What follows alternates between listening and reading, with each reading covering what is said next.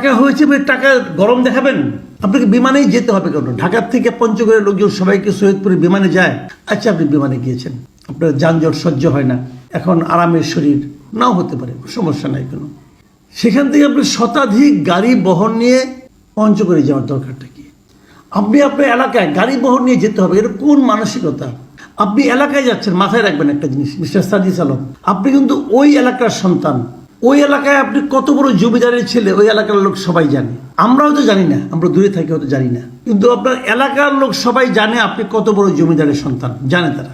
তো তারা যখন দেখবে, আপনি আগে যখন যেতেন এরকম গাড়ি বহন নিয়ে যেতেন, তারা যখন দেখবে যে এই জমিদার পুত্র গাড়ি নিয়ে আসছে, তারা কি এটাকে ভালোভাবে নেবে? কেউ কেউ কি বলবে না যে তুমি এই গাড়ির পেছনে যত টাকা খরচ করেছো, যেভাবে খরচ করেছো তো সেই টাকাটা তুমি গ্রামের এলাকার গরিব মানুষকে দাও। আমি যদিও জানি পঞ্চগড় খুব একটা ধনী এলাকা না। নতুন যে পার্টি হয়েছে, জাতীয় নাগরিক পার্টি,